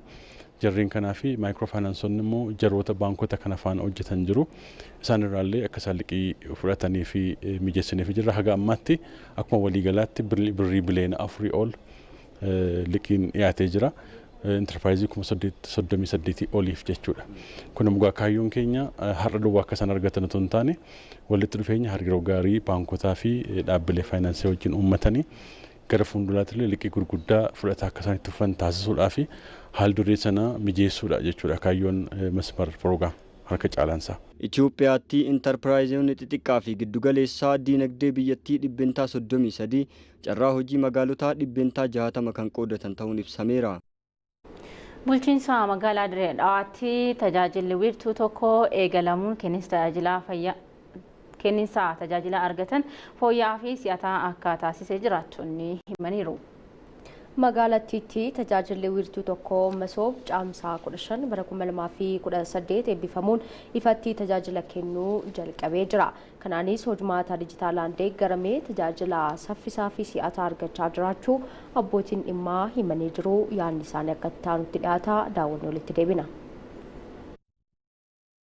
Tajaajilli isaanii isaan nama kanneen baay'ee bareedaadha. Nama keessummeessuu irratti saalaan nama gammachiisaa jechuudha. Kanaafuu qaceellotti hammaatii fi hamma duraa garaagarummaa ni qaba. Karaa maallaqa isaatiin dabaluun faayidaa garaagarummaa qabu. Faayidaa bareedaadha qaba. በጣም ደስ የሚል እንትና መስተንግዷቸው የራሱ የተቋሙ ራሱ መንፈሱ በጣም ደስ ብኔ የመጀመሪያ ጊዜ ነው ስመጣውና keessummeessuun isaanii baay'ee namatti kan toludha. Haalli dhaabbatichaas akkasuma yeroo jalqabaafan dhufe tajaajila kennamu kallattii isaa beekuuf baay'ee nan rakkisne. Simannaan isaanii namatti tola. Qisaasama yeroos namaa hir'isa. Jijjiiramni guddaan ni jira. Qaamni sadaffaan keessa hin seenu baay'ee namatti tola. Tajaajilli asii hizaa barra bareedaadha. Qaceellotti bakka namni gaman akkas jedhee si rakko hin jiru ilmoo si qabaniiti hootu maal barbaadda jedhanii karaa ati barbaaddutti waan ati yaada rakkoo takka dhaba wanna si godhanii haajaa ta'e si fixan. Duraaniitiif walatti dur maaltuutu si laalaawu hanqaate deddeemtee gaafattee amma hoggaa ati seente si gaafatan maal barbaadda. አገልግሎታቸው በጣም ደስ ይላል። ቆንጆ ነው። ዛሬው ነው የመጣሁት። tajaajilli isaanii baay'ee namatti tola. Ani har'a dhufee kunoo daqiiqaa 10 keessatti xumuree ba'uufan akkasitti yoo itti fufe bareedaadha jedhee yaada. Akkasitti dhufee fayyadamuu koof gammadeera. Akkasumatti itti haafufuun jedha. Godina Qeellam Wallaggaatti biqiltoota bara darbee dhaabbaman kunuunsuu irratti xiyyeeffachuun hojiin kunuunsa qabeenya uumamaa hojjetamaa jiraachuu waajjirri qonnaa godinichaa beeksisee jira. Godinichatti biqiltuun miiliyoonni 200 fi miiliyoonni 68 dhaabamuunis eerameeti kan jiru. Saxxoota Shoomee Gabaasaa Waajjira Koominikeeshinii Godina Qeellam Wallaggaa qindeesseera. Godina Qeellam Wallaggaa aanaa Laaloo Qilee ganda Waayyuu Badhaasatti qonnaan bultoonni lafa manca'ee ture waldaan gurmaa'uun biqiloota nyaataaf oolan dhaaban kunuunsaa jiru. Qonnaan bultoonni kanneen dacheen kanaan dura manca'ee abdiinuu dhoowwatee ture hojii ashaaraa magariisaaf daagaa hojjetameen jijjiirama dhufeen deebi'ee bayyanateera jedhaniiru. Kan mogolina buusaa dhaloota booddeetiif kan sodaachaa ture akkaataa kanatti hojjetamee muuxannoon kun lafa qabatee biqilaan dhaabate eegumsa godhatee daagaan kun illee akka ittiin saayinsiin isaa eegamee yeroo barbaachitti eeguu hin godhanne waan ta'eef ammoo eeguu barbaachise waan godhateefitu akkaataan itti jijjiirama kenne boris gara fuulduraatti jechuudha. Dhalootaafis ta'ee nama kamiifiyyuu amilee kan kennuu danda'u kanniisaaf illee amma kanniisa irratti argamanii jijjiirama kennaa jechuudha. Ittiin hojiin jalqabame mootummaan bukkee dhaabbate erga hojjenne booda amma biqilaan irra dhaabbate kunillee abdii namaa laachaa jira, abdii nuu laachaa jira jechuudha. Amma sadarkaa ji'a sadii kan hin caalletti kan kana ta'e biqilaan kun gaafa asii hojiidhaaf oolee deebi'ees immoo yeroo inni itti fayyadamaa isaa gaafa ga'u nuti nurrallee darbee biyyaafillee akka inni ta'u jennee abdii qabna. Bulchaatti aananii fi itti gaafataman waajjira qonnaa fi lafa aanaa Laaloo Qilee obbo Caalii Taayisaa aanichatti qabeenya uumamaa eeguuf kunuunsi gama hedduun hojjetamaa jiraachuu himaniiru. Maalti kenneen maltiiparpastirii kan jedhaman gama tokkoon iji isaanii nyaatame, firiin isaanii nyaatame, gama kan biraan immoo qilleensa jijjiirama qilleensaa kan qabuu danda'an biyyoos qabanii albuudummaa lafaa eeguu kan danda'an xiyyeeffannaa addaatiin hojjetamee kan jiru ta'uu isaati jechuudha. Bara kana muduraa miiliyoona tokko tuqaa tokko karoorfannee kan nuyi bara kana dhaabnee sarka kanaan geenya jiru muuziin, abukaadoon, paappayyaan, mangoon miliyoona tokkoof 250. Iddoo baay'eetti lafi baay'ee asiidummaan isaa miidhame biqilaa kamiin baqilchuu dadhabe kan akka lafa kana waldaadhaan irratti ijaarree jechuudha kan ijaaraa jirru. Gaagurran mayyaan iddoo baay'eetti hojjetamee jira. Kan duwwaa miti hoolonni bitamtee kennamtee hoolota cikeetti furdisaa jiru. Sangoonni furdataa jiru. Laga bunaa dabalatee lafa bosona dhaabbatu dabalatee hundasaayyuu aanaa kana keessatti iddoo hundaa irratti daagaan kun kan hojjetamaa jirudha. Itti gaafataman waajjira qonnaa godina Qeellam Wallaggaa obbo Mul'ataa Waaqjiraa godinichatti bara darbe lafa heektaara 22,000 ol irratti kunuunsa qabeenya uumamaa taasifamaa jiraachuu himuun kana irrattis biqiloota miiliyoona 268 ol dhaabamee kunuunfamaa jiraachuu himaniiru. Yeroo bonaa hojii gurguddaadha kan hojjenne lafa baay'ee qullaa ta'an horiidhaan dheedamanii lolaadhaan nyaatamanii rimmaan miidhaman adda baasnee eriyaa sana daangessinee hawaasa wajjin marii barraa irratti geggeessinee hojii fiizikaalatti galee hojii fiizikaalaa hojjenneenis tiraaktaroota saayinsiidhaan baay'ee filatamaa ta'aniif naannoo kanatti jiidhiinsa lafa kanaa deebisuu danda'an biyyoo qabuu danda'an bishaan qabuu danda'an sirnaan irratti hojjennee gara lafa hektaara 22,000 ol ta'u bifa kanaan deebinee oomishatti akka inni deebi'u gochuuf yaalleerra biqilaa nyaata beeladaatiif ta'u biqilaa muduraa gara persentaa 50 ol ta'u qopheessuudhaan dhaabbiidhaaf geessisnee kanarraa kaasee waliigalaan godina keenya keessatti gara biqilaa miliyoona 268 ol ta'u kan dhaabne fulbaana xumurarraa kaanee walitti fufiinsaan hamma guyyaa har'aatti duula kunuunsa biqilaa labsinee aanaalee hunda keessatti biqilaan bara darbee dhaabne karaa guutuu ta'een kunuunfamaa hawaasi ba'ee kunuunsaa jira. Gaafa laallus sarvaayivaal reetii yookiis latiinsi biqilaa keenyaas kan kanaan duraatti hojii lukkee qabne gaafa laallu persentaa 90 ol biqilaan bara darbee dhaabne lateera jechuudha. Kanarraa kaasee uwwisi bosonaa godina keenya keessatti ture waggoottan 7 dabarsine keessatti hojii hojjenneen gara persentaa 6 dabalee. Daawwattoota ETV Afaan Oromoo irraa odeeffannoowwan bifa biyyaa marsaa jalqabaa fi lammaffaadhaan sa'aatii 12 irraa eegallee tamsaasa kallattiin isin biraan gahaa turre xumurreeti kan jiru. Wasanii Amaaraa fi Mabita Shoomee odeeffannoowwan kanneen marsaa lamaaninuu isin biraan gahaa turtii taasisneeti kan jiru. Egaan daawwattoota keenya irra deebiidhaan odeeffannoowwan bifa biyyaa keenya dhaggeeffachuu barbaadan miidiyaalee hawaasummaatiin kan isin bira gahu YouTube yookaan Facebookiitiin kan isin bira gahu dabalatatti sa'aatii 4 televezyiinii ETV Afaan Oromootiin kan isin bira gahu ta'a. Waan daawwattaniif waan waliin turtaniif guddaa galatoomaa isiniin jenna. Nuti asirratti goolabee ETV'n Afaan Oromoo tamsaasa sa'aatii 24 itti dhufa. Halkan gaarii jenneerra nu.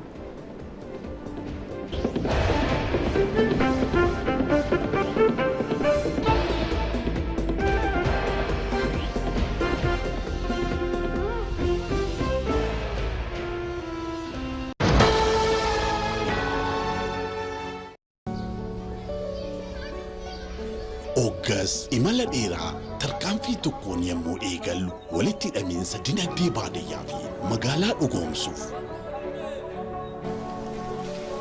har'a mul'anni keenya guddaa galmi keenya fagoo shoorri keenya murteessaa firiin keenyas qabatamaadha.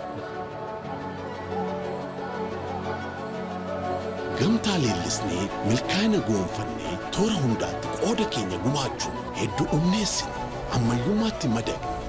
Addunyaa diijitaalawaas wal simna akka asxaa keenyaa tattaaffii xumura hin qabneen qajeelfamnee gama hundaan imala fiixee milkaa'inaan nu ga'u qabannee ciminni hariiroo maamiltoota keenyaa bu'uura guddina keenya baankii hojii gamtaa oromiyaa jijjiirama guddaaf kan oonnate.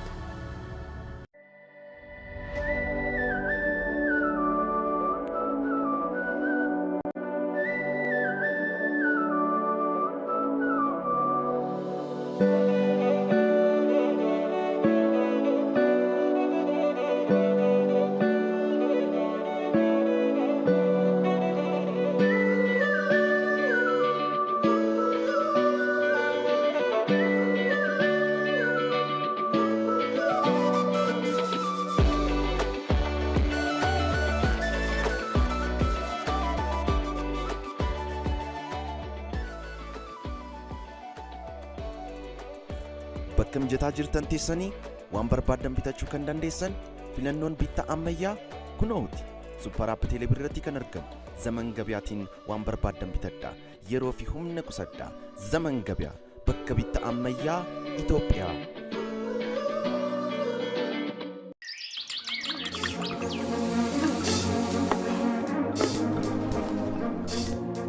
Ijoollee keessan mararfattan ofii keessan irra jaallattaniif egereen isaanii akka milkaa'uuf maallaqni dhamaatanii qusannaa addaa daa'immanii handhuuraatti qusattaniif mul'ata boruu isaanii milkeessuuf isaan gargaara.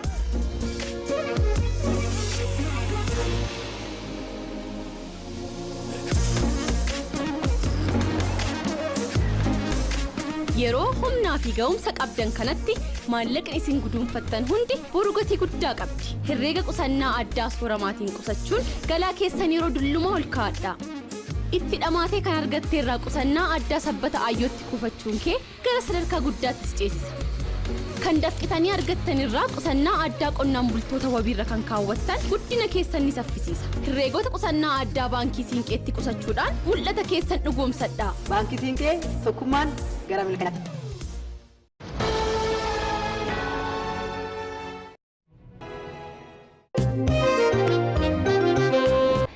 Obboleessa qabsaa jaarraa abbaa gadaatiin. Hospitaalli niinaan dalagu Piedmont Atlanta Hospitaali.